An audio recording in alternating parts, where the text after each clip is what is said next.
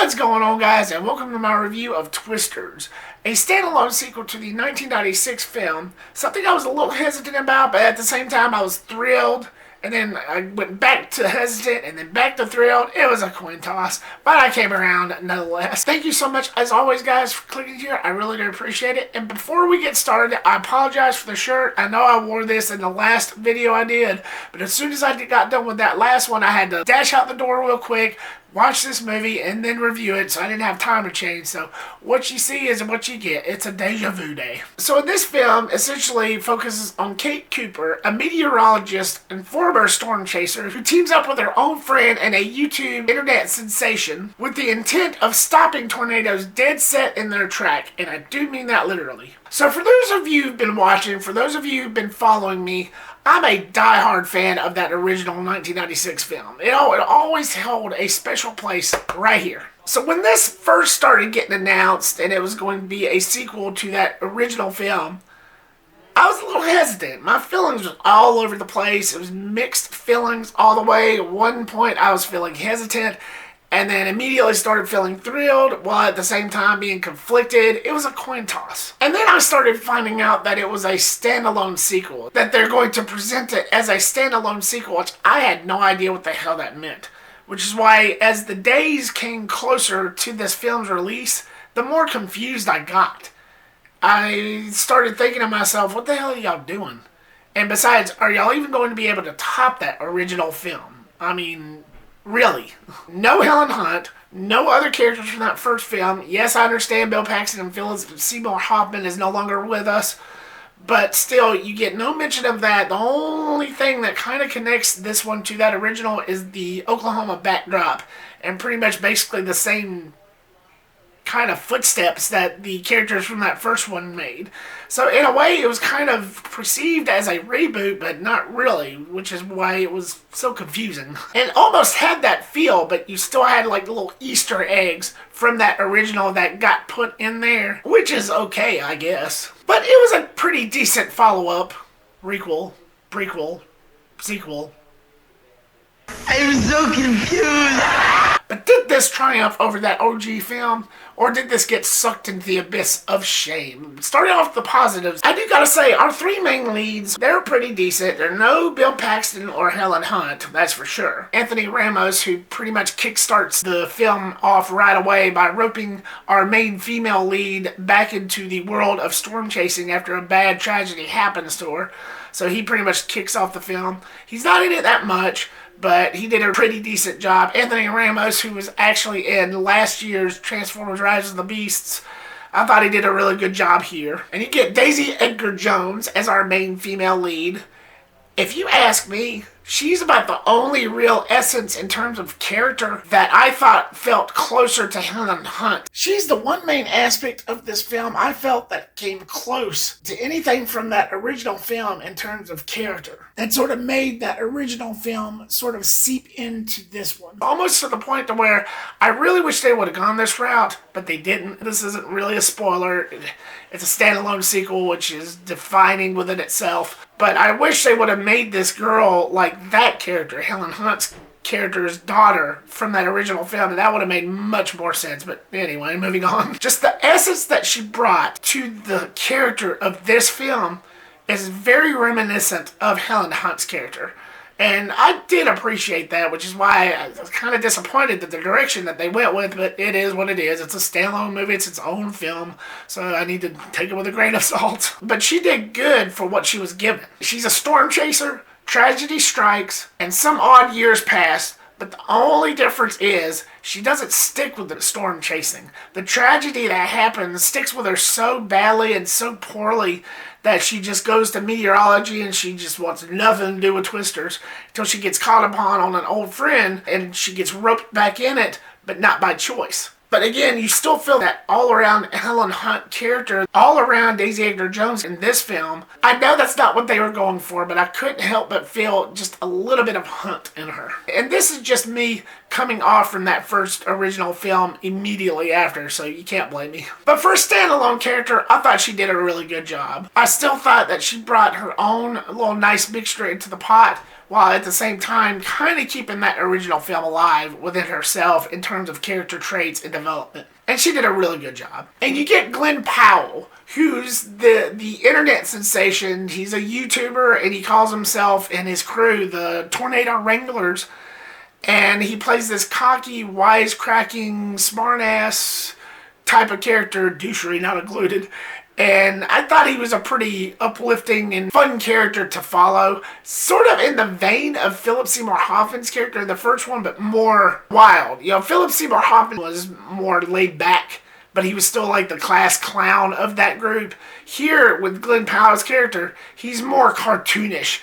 In that same vein, but more wild, if you get what I'm saying. And they gave this trait to his character, this thing to where when he goes up against a tornado, it's such a unique and fascinating way. And I thought it was a pretty smart way for him to actually go up against these things, which, without getting into any detail, I really did enjoy that aspect. I thought he did very well. Yeah, I thought he added that extra new flavor to the series to try to keep it fresh.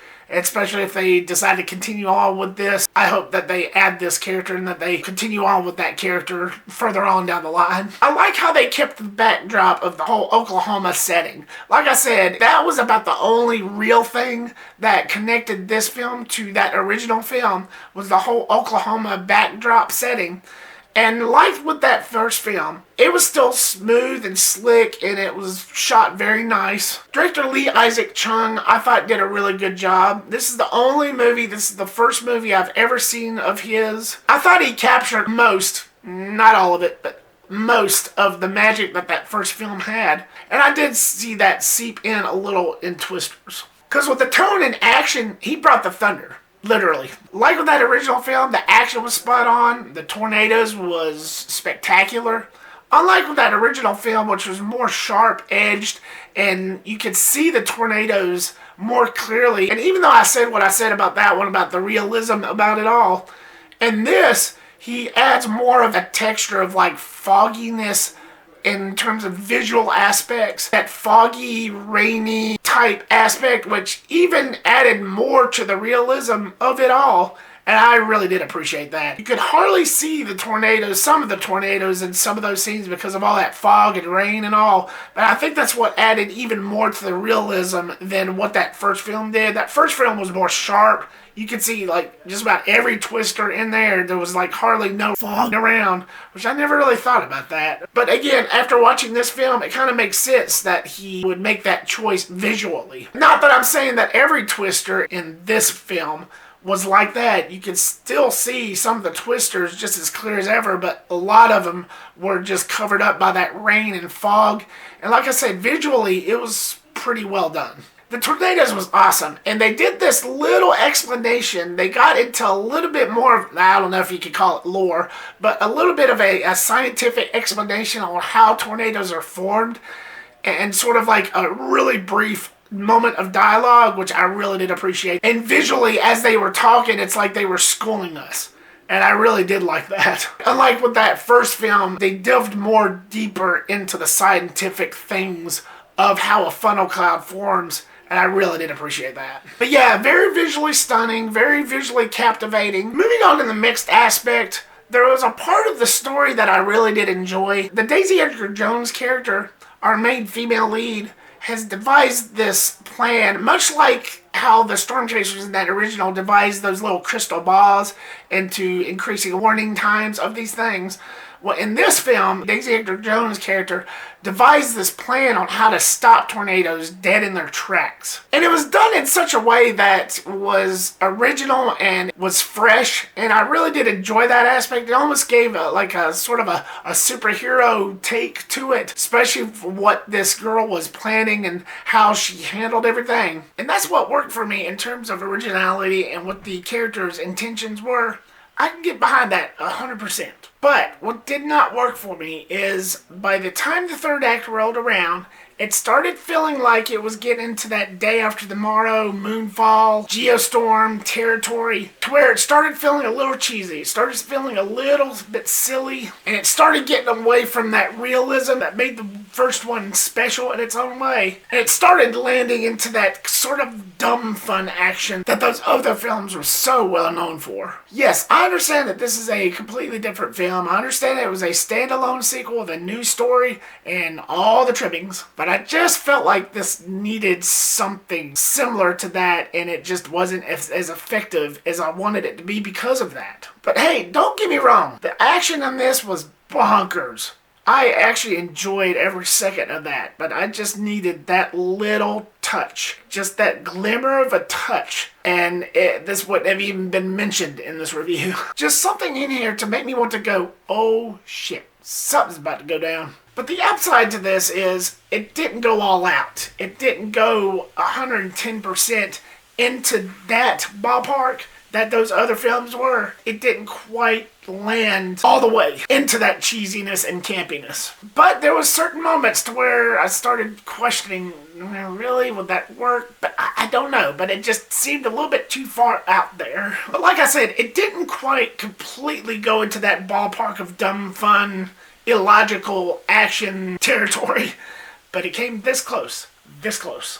And moving on to my negatives, and I only have one, I felt like it's lost a little bit of its impact. Now, what was so special about that first film was there's always these calm before the storm moments to where you have somebody look up at the sky and it gets blacker and greener and you know something's getting ready to happen. Plus it helped that having the type of score that had in those moments that made it so terrifying and scary, almost in like a horror vibe type sense. Just those defining moments that sets things in motion. Here, it's kind of lost. You don't get any of that eerie, creeped out, spooky horror vibe, built up scenes. This one pretty much skips and goes for the jugular. Because of that, there's really no real impact. They don't give you that time to marinate and to just contemplate what's getting ready to happen, which is what really sets the fear factor in motion, which is what that first film did perfectly. Here, it's basically wham bam, thank you ma'am, I destroy your house, goodbye.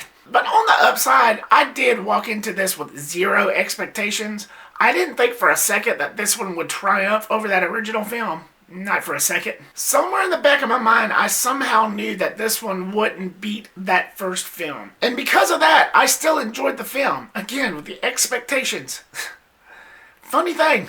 But setting aside my problems for this film, I actually had fun with this. In fact, I was a little surprised on how much fun I had. Of course, it was no match for the original film, but this was still an exciting, fun ride and is no short of a happy accident.